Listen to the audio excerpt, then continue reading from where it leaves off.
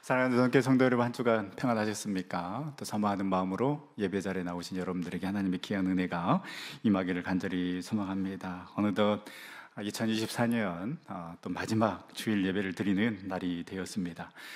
저는 한 해를 마무리하면 늘 찾아보는 게 있는데요, 바로 올해의 사자성어입니다.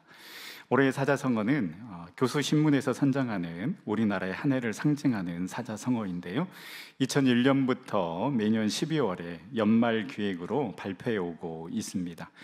2024년 올해의 사자성어는 전국의 대학교 교수 1,086명을 대상으로 11월 25일부터 12월 2일까지 설문조사를 실시했는데요, 그 결과가 다음과 같습니다.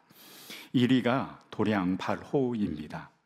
권력을 가진 자가 높은 곳에서 제멋대로 권력을 부리며 행동하여 주변의 사람들을 함부로 짓밟고 자기 패거리를 이끌고 함부로 날뛰는 모습을 뜻하는데요, 12월 2일까지 이 설문조사를 한 걸 보면 12월 3일 비상계엄을 선포하기 하루 전인데, 도량 바로 이 사자성어가 마치 예언이라도 한 듯 권력을 부리며 미쳐 날뛰는 모습을 잘 표현해주고 있는 것 같습니다.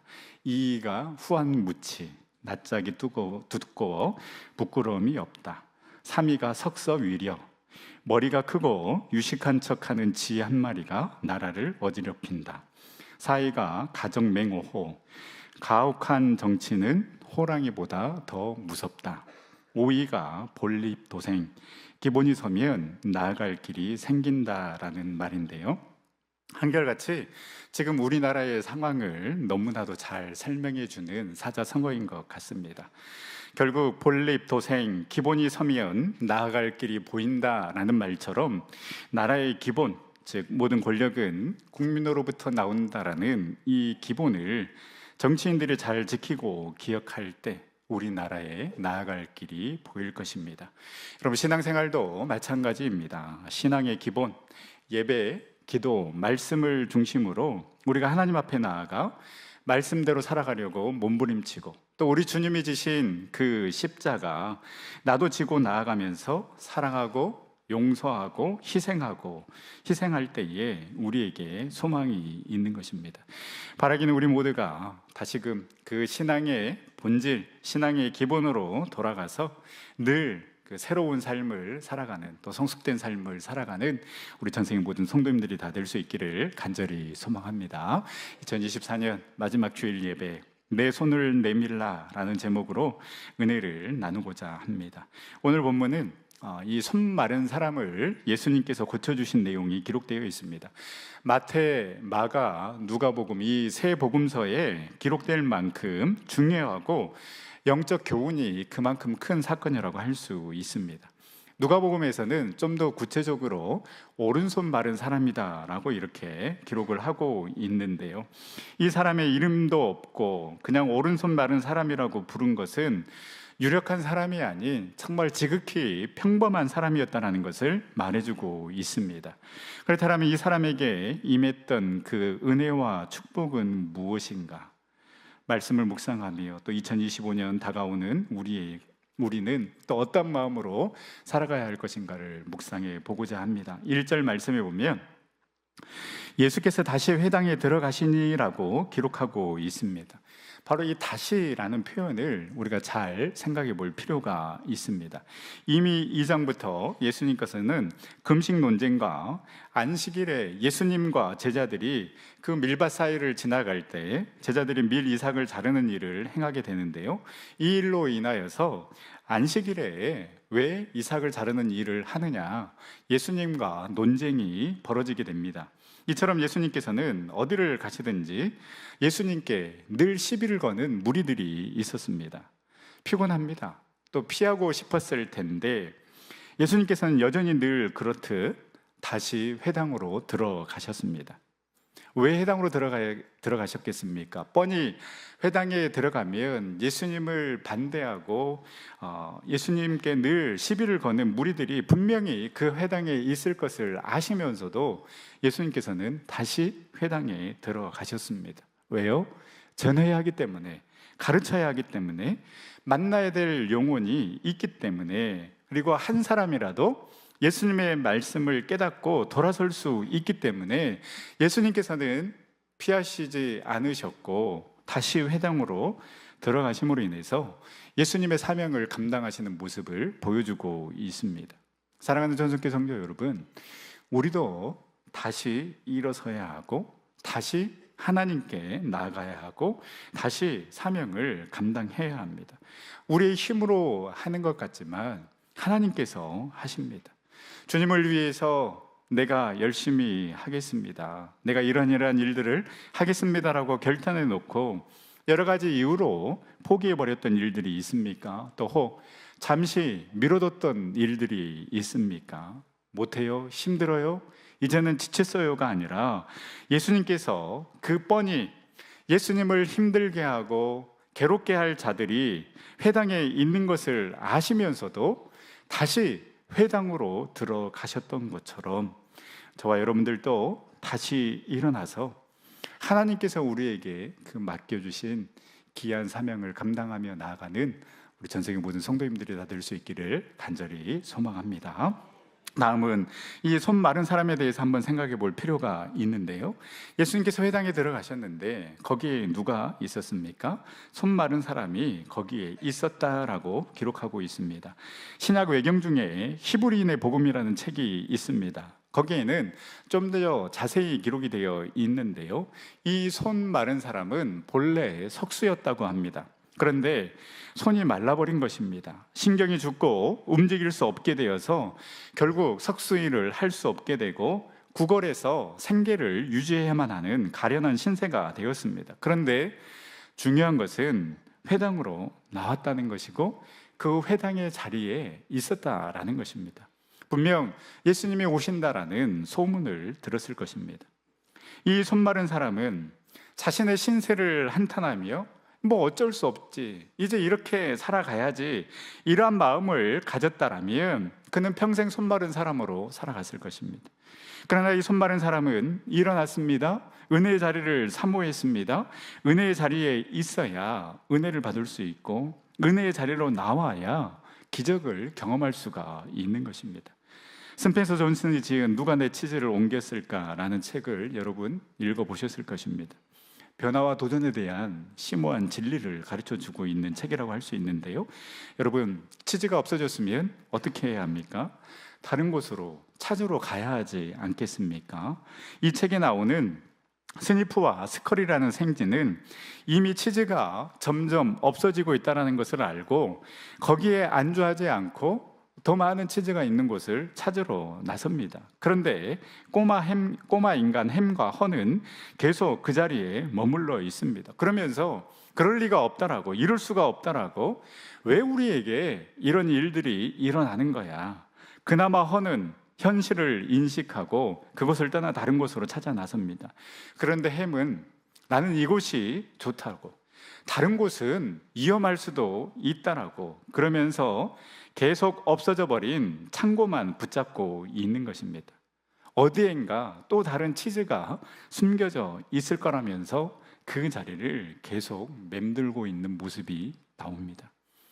여러분, 내 삶도 내 믿음도 가만히 있는 자에게는 어떠한 변화, 어떠한 능력도 일어나지 않습니다. 지금 있는 자리를 털고 일어서서 변화하고 더 진보하기 위해서, 더 앞으로 나아가기 위해서 계속해서 땀을 흘리고 간구하고 갈급해하는 자에게 능력이 임하는 것입니다. 신세 한탄하기 전에, 나의 모습을 원망하기 전에 은혜의 자리로 계속해서 나아갈 수 있는 저와 여러분들 될 수 있기를 간절히 소망합니다. 거기 있는지라, 거기에 있는지라. 은혜의 자리에 있어야 합니다. 기도의 자리에 있어야 합니다. 말씀의 자리에 있어야 합니다. 헌신의 자리에 있어야 합니다. 기적은 손 마른 자가 거기 있었기 때문에, 그 회당 거기에 있었기 때문에 예수님을 만날 수 있었습니다. 사랑하는 전성교 성도 여러분, 우리 다른 곳 가지 맙시다. 다른 곳 찾아보지 맙시다. 2025년 더욱더 은혜의 자리 사모하여서 우리가 계속해서 은혜의 보좌 앞으로 담대히 나아가 하늘로부터 내려오는 그 은혜와 평안을 맛보는 저와 여러분들의 삶이 될 수 있기를 간절히 소망합니다. 그렇게 우리가 일어서서 다시 하나님 앞에 나아갈 때에 다시금 그 은혜의 자리로, 기도의 자리로, 말씀의 자리로, 예배의 자리로 나아갈 때에 때를 따라 돕는 그 하나님의 은혜가 계속해서 저와 여러분들을 인도하여 주실 줄 믿습니다. 이렇게 손 마른 자가 있는데 참 잔인한 사람들이 나옵니다. 2절에 보면 사람들이 예수를 고발하려 하여 안식일에 그 사람을 고치시는가 주시하고 있거늘. 여러분, 이 바리새인들과 유대인들은 이 손 마른 사람들을 불쌍히 여기는 마음이 없습니다. 단지 예수님을 바라보면서 예수님이 저 손 마른 자를 치유해 주느냐, 그래서 안식일에 어떻게 치유할 수 있느냐, 일을 할 수 있느냐, 그 시비거리를 찾기 위해서 지켜보고 있는 것입니다. 아무런 궁일한 마음이 없습니다. 어떻게 저 손 마른 자를 치유해 줄까, 어떻게 예수님께 데리고 나아갈까, 이런 마음이 전혀 없는 것입니다. 여러분, 교회 안에서도 이런 사람들이 있습니다. 잘한 일 있으면 잘했다고 칭찬해주고, 혹 실수하거나 잘못된 일이 있으면 위로하고 격려해주면 되는데 마치 기다렸다는 듯이 시비거리만 찾는 자들이 있습니다.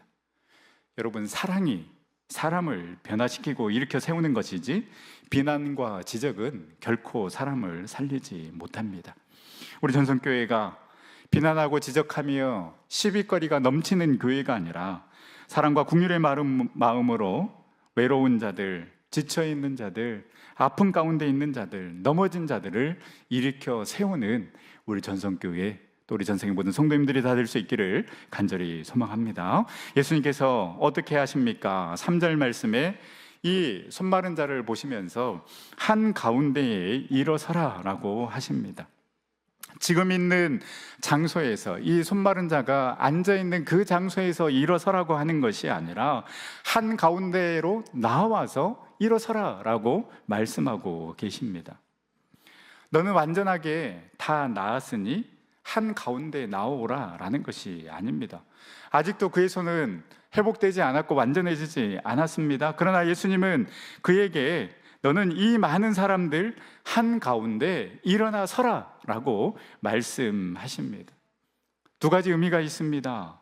사실 예수님도 이렇게 공개적으로 치유하면 더 비난을 받을 수가 있습니다. 시비거리를 지금 찾고 있는 이 바리새인들 눈에 공개적으로 이 손 마른 사람을 일으켜 세워서 고친다라는 것, 예수님 더욱더 비난을 받을 수가 있는 것입니다. 그런데 왜 예수님께서는 이 손 마른 사람을 한가운데 일어서라라고 하셨을까요? 첫 번째는 이렇게 공개적으로 치유하면서 그 악한 마음을 가지고 있는 바리새인들과 유대인들에게 안식일의 바른 의미를 깨닫게 해주고 율법의 진정한 의미를 알려주기 위함입니다.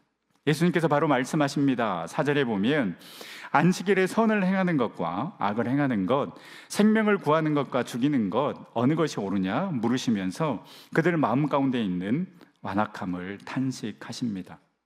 바리새인들은 율법 자체에 관심이 있었습니다. 그래서 안식일에는 몇 킬로 이상을 가지 말고 안식일에는 먹지도 말고 이러한 것에 율법 자체에 관심이 있었다면 예수님은 율법의 정신에 관심이 있으셨습니다.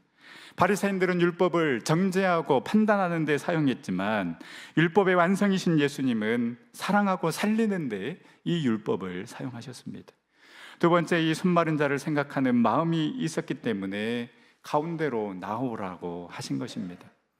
위축되어 있습니다. 이 당시에 장애를 가지고 있다는 것, 뭔가 하나님의 조주를 받아서 이렇게 된 것이라고 생각했을 것입니다. 그러나 예수님께서 한 가운데 일어서라 라고 말씀하시는 것은 너의 잘못이 아니다라고, 은혜의 자리에 나왔으니 당당하게 한 가운데로 나와 일어서라 라고 우리 주님은 말씀하고 있는 것입니다. 요한복음 9장에 보면 이 나면서부터 시각장애인이 된 사람이 나오는데요, 제자들이 예수님께 묻습니다. 이 사람이 맹인으로 난 것이 누구의 죄로 인함이니까, 자기이니까, 그의 부모이니까 라고 묻습니다. 참 잔인한 질문입니다. 맹인으로 태어난 것도 서럽고 아픈데 이것이 도대체 누구의 잘못인가를 따지면서 알고자 하는 이들의 질문에 그 어떤 사랑도 긍휼도 찾아볼 수 없습니다. 그러나 예수님께서 말씀하십니다. 그것은 운명적인 결과가 아니다. 바로 하나님의 하시는 일을 나타내고자 하십니다라고 말씀하고 있습니다. 본인의 의지와는 상관없이 시각장애인이 되었지만 이는 부모의 제도, 본인의 죄 값으로 이루어진 것이 아니라 오히려 하나님의 하시는 일을 드러내기 위함이다라고 예수님께서 말씀하십니다. 맨날 저주하는 말만 들었습니다. 그래서 본인 스스로도 나는 저주받은 인생이었구나라고 생각했는데 나 같은 사람도, 나 같은 장애인도 하나님의 영광을 위해 하나님의 일을 나타내기 위해 쓰임받을 수 있구나. 이 예수님의 말씀은 처음 듣는 위로의 말씀이요, 자신의 아픔과 고통을 완전히 새롭게 바라보는 계기가 되었을 것입니다. 여러분, 위로가 되지 않습니까? 나의 연약함, 나의 부족함도 하나님이 하시는 일을 나타내고자 하심이라는 것. 우리 주님은 이러한 마음으로 이 손 마른 자를 바라보고 계시고 한가운데 나오게 하셔서 일어서라 라고 명령하신 것입니다. 위축될 필요 없다라고, 그렇게 앉아있을 필요 없다라고, 실망할 필요 없다라고, 좌절할 필요 없다라고, 너의 잘못이 아니다라고, 이제 그 은혜의 자리에 나왔으니 당당하게 일어나라고 우리 주님께서는 이 손마른 자를 주목하셨고, 우리 주님께서는 이 손마른 자를 위로하신 것입니다. 사랑하는 전께 성도 여러분, 예수님은 우리를 일으켜 세우시는 분이십니다. 예수님은 하나님의 자녀됨의 정체성과 능력을 회복하기를 원하십니다. 우리가 왜 위축되어야 합니까? 왜 우리가 실패한 자처럼 살아가야 합니까? 오늘 우리도 주님의 음성을 듣고 한가운데로 나아가서 일어설 수 있는 저와 여러분들의 삶이 될 수 있기를 간절히 소망합니다. 예수님이 우리와 함께 하시기 때문입니다. 예수님이 나의 연약함과 나의 부족함도 너의 잘못이 아니라 오히려 하나님의 일을 나타내기 위함이라고, 하나님의 영광을 드러내기 위함이라고 가운데로 나와서 일어서라고 말씀하시는 그 주님의 음성을 듣고 우리의 부족함과 우리의 연약함을 바라보는 것이 아니라 한가운데에 나와서 일어서라 말씀하시는 그 주님의 음성 듣고 우리가 다시금 일어설 수 있는 저와 여러분들이 될 수 있기를 간절히 소망합니다. 사랑하는 저녁교 성도 여러분, 2024년 여러분들을 주저앉게 하고 일어서지 못하게 하고 포기하게 만들어버린 일들이 있었습니까? 그래서 여러분 스스로도 나 자신을 믿지 못하고, 그래서 나 스스로 나를 힘들게 하고 있지는 않습니까? 포기하게 하고 절망하게 하는 것, 사탄이 가장 원하는 것입니다. 너는 앉아 있어, 너는 안 돼, 너는 실패자야, 너는 가망 없어. 계속해서 우리 안에 속삭이며 위축되게 하고 앉아있게 하고 머물러 있게 만드는 그 사탄의 음성을 듣는 것이 아니라 너는 보배롭고 존귀한 자라고, 내가 너를 포기하지 아니하고 내가 너를 여전히 사랑한다라고 말씀하시는 그 주님의 음성. 그래서 이제 당당히 나와서 한가운데에서 일어서라라고 말씀하시는 그 주님의 음성을 듣고 2025년도 담대하게 우리 주님과 함께 나아가는 저와 여러분들의 삶이 될 수 있기를 간절히 소망합니다. 이제 우리 주님께서는 5절 말씀에 그 손마른 자에게 내 손을 내밀라라고 말씀하시자, 이 손마른 자가 손을 내밀자 그 손이 회복되는 기적을 행하십니다. 내 손을 내밀라. 사실 여러분, 예수님께서 이렇게 말씀하시려면 손을 펴놓고 손을 펴주고 내밀라고 해야 되지 않겠습니까? 한 번도 손을 펴본 적이 없는데 어떻게 손을 내밀겠습니까? 근데 여러분, 우리 주님은 늘 이렇게 우리에게 믿음을 요구하시고 상식을 뛰어넘는 순종을 요구하십니다. 나아만 장군에게 요단강에 가서 몸을 7번 씻으라 말씀하십니다. 감히 아람 군대 장관에게 안수를 해 주는 것이 아니라 그냥 요단강에 가서 7번 몸을 씻으라. 순종하면 나을 것이고 무시하면 낫지 못할 것이다 라고 말씀하시는 것입니다. 우리가 잘 아는 여리고성, 그냥 조용히 돌라고 말씀하십니다. 그리고 마지막 날 소리쳐 외치라고 하십니다. 작전이나 전략이 없습니다. 그냥 여리고성을 돌라는 것입니다. 밤새도록 잡은 것이 아무것도 없는데 우리 주님께서는 베드로에게 깊은 데로 나아가서 그물을 던지라라고 말씀하십니다. 목수인 예수가 전문 고기잡이인 베드로에게 명령한 것입니다. 누가복음 17장에 보면 10명의 나병 환자에게도 너희들이 치유함을 받았으니 제사장에 가서 몸을 보이라 라고 말씀하십니다. 치유될 줄 믿고 제사장에 가서 몸을 보이라는 것입니다. 이 예수님의 말씀은 사실 앞뒤가 맞지 않습니다. 치유가 된 상태로 제사장에게 가서 확증 판정을 받고 정결 예식을 치른 다음에 마을로 들어갈 수 있기 때문입니다. 그런데 누가복음 17장 14절은 이렇게 기록하고 있습니다. 보시고 이르시되 가서 제사장들에게 너희 몸을 보이라 하셨더니 그들이 가다가 깨끗함을 받은지라. 예수님이 안수를 해준 것도 아닙니다. 그러나 제사장에게 가서 몸을 보이라는 그 말씀에 순종하여서 그들이 제사장의 몸을 보이러 가다가 그들이 깨끗함을 받게 된 것입니다. 여러분, 이것이 믿음입니다. 내 몸이 나았기 때문에 제사장에게 나아가는 것이 아니라 내 몸은 나았지 않았지만 여전히 내 몸은 썩어 문드러가고 있지만은 그러나 우리 주님께서 제사장에 가서 내 몸을 보이라고 말씀하셨고 명령하셨기 때문에 가라 하셨기 때문에 가는 것, 여러분, 이것이 믿음입니다. 그렇게 미련하게 우리 주님의 말씀에 순종하여 그 길을 가다 보면 그 믿음의 길을 가다가 깨끗이 취함을 받고 회복되고 넘치도록 채워주시는 그 놀라운 은혜를 우리가 누리게 될 것입니다. 그래서 여러분, 우리는 고백하는 것입니다. 이 눈에 아무 증거 아니 배워도 믿음만을 가지고서 늘 걸으며 이 귀에 아무 소리 아니 들려도 하나님의 약속 위에 서리라. 걸어가세 믿음 위에 서서 나가세 의심 버리고 걸어가세 믿음 위에 서서 눈과 귀에 아무 증거 없어도. 이러한 믿음으로 우리는 나아가는 것입니다. 눈과 귀에 아무 증거가 없다 할지라도 하나님이 가라 하시니 가는 것입니다. 하나님이 너는 보배롭고 존귀한 자라고 말씀하시니 우리는 다시 일어서서 믿음으로 나아가는 것입니다. 하나님, 나병이 나아야 제사장에게 몸을 보이죠.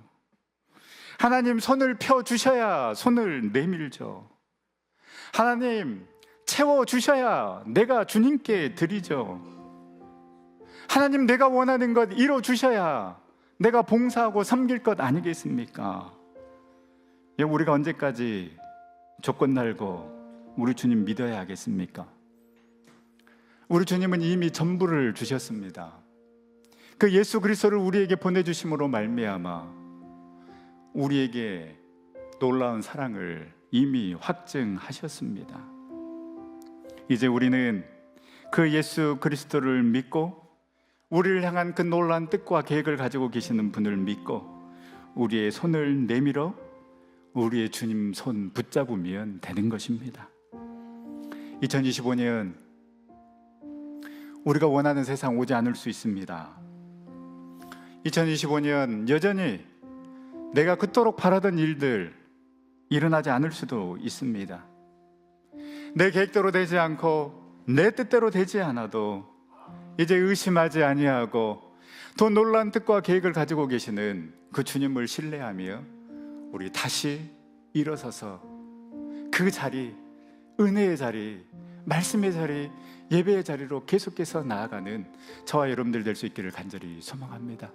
그렇게 예배드리고 그렇게 눈물로 기도하고 그렇게 말씀을 붙잡고 살아가다 보면 길을 가다가 예배를 드리다가 기도를 드리다가 말씀을 묵상하다가 그 말씀대로 순종하다가 하나님께서 저와 여러분들을, 우리 가정과 우리 자녀들을, 우리 교회를, 그리고 이 나라의 민족을 우리 주님께서 인도하여 주실 줄 믿습니다. 손을 내밀라 하실 때에, 주님 그렇습니다. 내가 손 마른 자였습니다. 나의 영혼이 마른 자였습니다. 나의 믿음이 마른 자였습니다. 이제 주님밖에 없으니 주님 손 붙잡고 내가 일어서겠습니다. 눈과 귀에 아무 증거 없어도 하나님의 약속 붙잡고 하나님의 말씀 붙잡고 믿음의 길을 걸어가다 보면 주님의 그 의로운 오른손으로 우리의 삶을 인도하여 주실 줄 믿습니다. 이 믿음 가지고 담대하게 나아가는 우리 전생의 모든 성도님들 다 될 수 있기를 간절히 소망합니다. 우리 시간 함께 찬양하며 기도의 자리로 나아갈 때에 주님, 우리가 은혜의 자리에 있게 하여 주시옵소서.